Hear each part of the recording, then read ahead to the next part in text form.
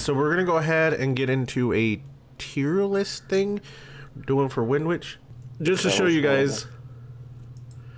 This is what the tier list thing's looking like. I am literally doing just Windwitches, no other decks, no other cards, just the Windwitch archetype as a whole, to show some value.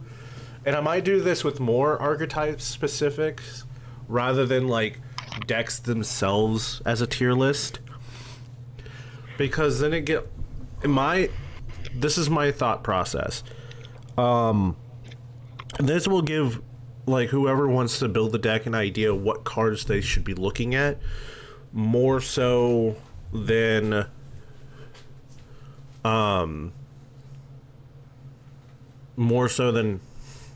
others, I guess. I don't know how I was wording it, but I also want to point out that it's purely subjective. So like, it's not gonna be like now there are some aspects of it too that will show some proof into that, but those that are in a call with me are more than willing to help me out on these thought processes. Feel free to agree, to disagree, all that other fun stuff. What's that, Epsel? I disagree with everything you just said. Fuck you, you fucking fuck. Oh, fuck me. That's what I just said. Fuck you. Time and a place, sorry. Time and a place. Oh, Jesus Christ. Moving on. We're just gonna go down. Every time. I know. I just want you to know you asked for that response. She never gives me a time or a place. Moving on. Fuck me and never. Moving on. So what we're gonna do, instead of just bouncing around through the different cards, we're just gonna go down the list, make things as simple and easy as possible. Starting off with Windwitch.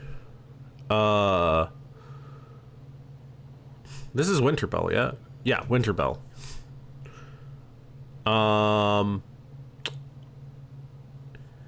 When Windwitches were first played, it was kind of like a C tier. Like, it was used only to go into Crystal Wing. Now that there's Wind Pegasus at Ignister, it's usually not a go-to anymore. It does have decent burn damage, but also has a special summon effect that only works in the battle phase. So that's situational. I'll still put it in C tier, honestly. Because it can get, in a pure deck, it still gets use. But outside of that, it's not remarkable. But I wouldn't give it any other spots. The trap card, I always forget what the trap card's called. It doesn't show me the name. Oh, Icy Breeze Refrain. That's what it's called. Icy Breeze Refrain. For context, this is what it does. So, target one Windwitch monster in your graveyard special summon in defense mode. Great, wonderful. When your opponent activates a card or effect in response to your Windwitch monster's effect activation, negate that opponent's effect. So let's mute that. No, we'll keep the music in the background. I'll be fine. Clearwing might as well be a honorary Windwitch, right? Might as well. Unfortunately, it's not considered, but it would immediately be like A or S tier. So Icy Breeze, fuck, I forgot what it's called again. Icy Breeze Refrain, there we go. Icy Breeze Refrain, based off of what it says, it's straight up D tier. It's not really worth running. In a pure deck, it's worth running at 1 or none at all. In Crystal Wing, B, it's senpai. See, I feel like the Crystal Wing, Clear Wing stuff is more on the Speedroid side than it is on Windwitch, but like Windwitch can get them out relatively easily. Windwitch Freeze Bell. Oh my gosh. This card changed everything about how Windwitches play now. You with this card, you can get into Baronade to Floor. So part of me want to put it in S tier because it's for Windwitches, it's so good. However, there is a flaw to it that makes me want to put it down to A tier, and that flaw is that you can only control Windwitch monsters to special summon it from the hand. Otherwise, the level manipulation is really nice, and the fact that it's an extender is really, really nice. Yeah, we're gonna put it in an A tier. We're gonna put it in an A tier because of the flaw. The flaw sits there and says no to S tier. This is an easy one of in a Windwitch engine deck.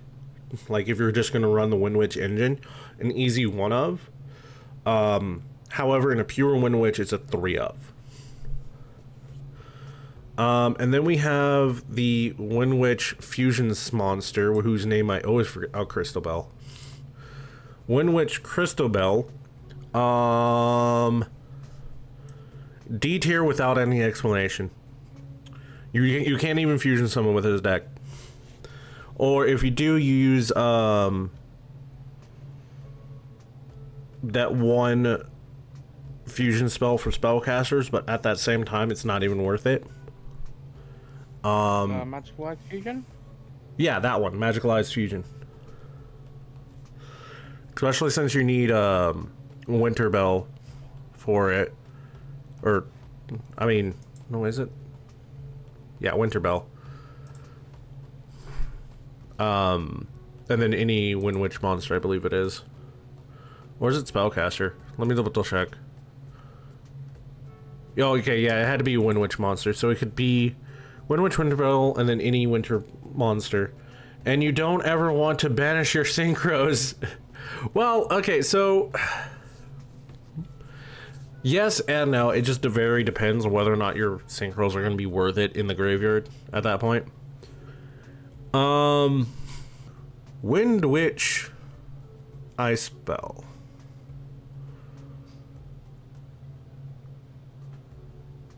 So, if you're playing a wind attribute deck, you really have no issues. It works well in Invoked.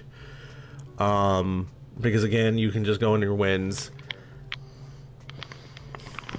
In a pure Windwitch deck, this is easily S tier. This is a card that you're always going to be running at 3.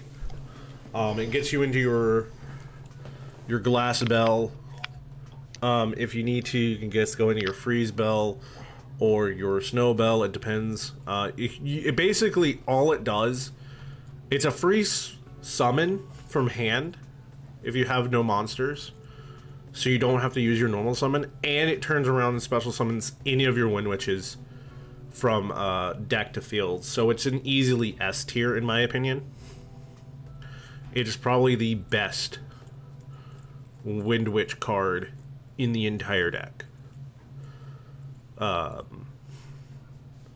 And ironically, is probably the only card in that's going to be in S tier.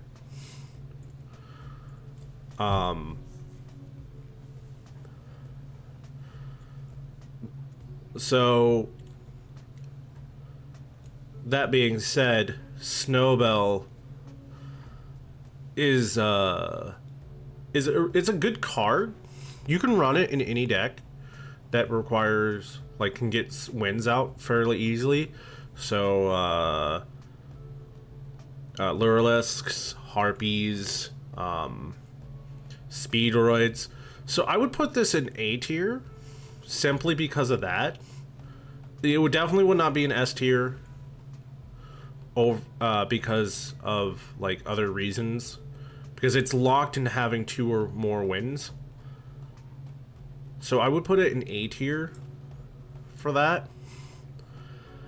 Glassbell is good. It used to be not as good. I would say it would be a C tier at one point. It's an easy 2 of nowadays because of Freeze Bell. But if you drew into it, you were before Freeze Bell, it was a dead card. So I would put this in B tier. It's still a 2 of, in my opinion, in any engine. In pure Windwitches, you would definitely run it in 3, but or you can just drop it down to 2 and still be all right. Otherwise, yeah, no, it's good. It's still good.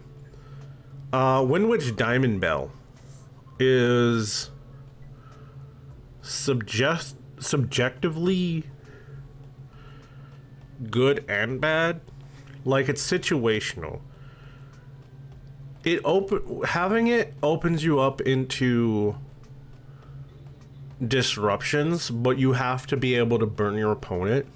What do you mean it's a decent... Diamond Bell is a decent body. I wouldn't put it in D tier because it is worth summon. How good and bad? Are you talking about Glass Bell or Diamond Bell? Okay, so it's good for the disruption, bad because of how situational it is. So when you burn your opponent's life points or you deal damage, you get to pop a card, and if you use a Windwitch monster, you get to pop 2 cards, which makes it pretty... I just dropped a mechanical pencil, my bad. So it makes it pretty decent for disruption on your opponent's turn, but you have to have that burn to work, so it makes it bad in that sense. So it's not something you would immediately go into in a pure Windwitch deck. You definitely want to go with Crystal Wing or Baronade Floor before Diamond Bell, and Diamond Bell being like another summon afterwards. So I would put it in... I wouldn't put it in D tier because it's kind of worth using. So I would put it in C tier with Winter Bell, but above Winter Bell.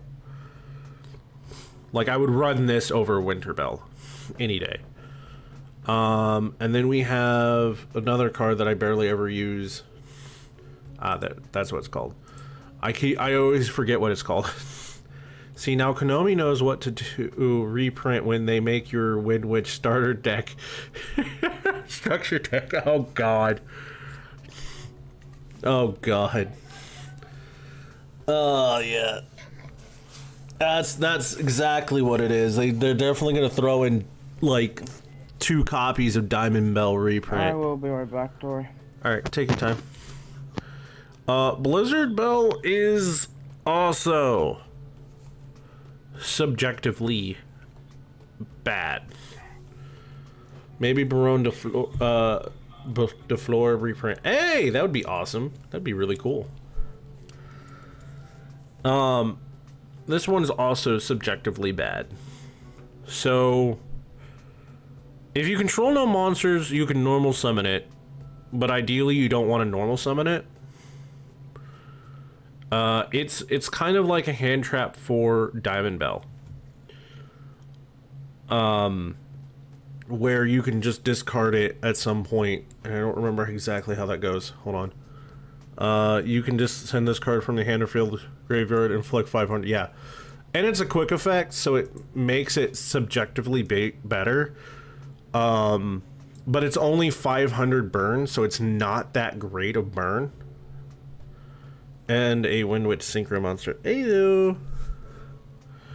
So the one thing that's good about Blizzard Bell is also a tuner. So if you have Freeze Bell in your hand, that's a level 8 synchro summon, or level 9 synchro summon if you use Freeze Bell's effect. But it does take up a normal summon at the same time. So it's not really ideal of a card. I would put this card into C tier, still above Winter Bell. Mainly because if you have to run it at 1, or don't run it at all. It's not a worth it card. We're going through these really relatively quickly. There's not a whole lot of Windwitch cards, so I figured this would be like an easy test run thing. So, but now we're down to 1 card left, which is Windwitch Chimes. Their only spell. Have you noticed a trend? Monster, monster, monster, monster, monster, extra deck synchro, trap, fusion with no way of fusion summoning. Like, if Windwitch had a way to fusion summon this card right here, on their own naturally, it might be worth it, but otherwise, nah, fam. We're good. We're Gucci. You can have your Windwitch redrag back.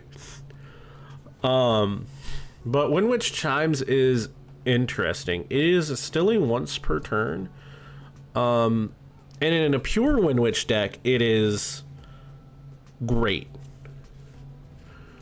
Outside of that, it's not worth running at all. And let me just share with you what it does. So, target one Windwitch monster you control, special summon one Windwitch monster with a different name from your deck in defense position. And then again, you can only activate Windwitch Chimes once per turn. And you cannot special summon monsters the turn you activate this card except wind monsters. So that's a trend with Wind Witches, is that they all lock you in wind monsters or in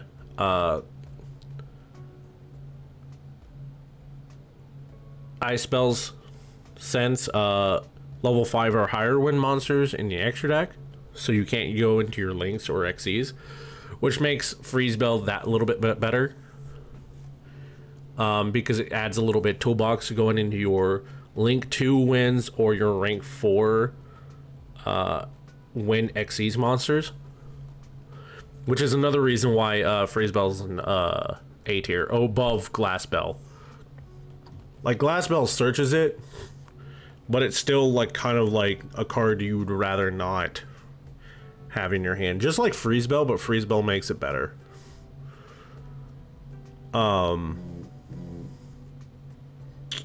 In fact, actually, I will actually move Glass Bell up behind Freeze Bell. Glass Bell is A tier. Still 2 of. With Freeze Bell being 1 of. And then Windwitch Chimes. In a pure Windwitch deck, it is A tier. In a pure Windwitch deck.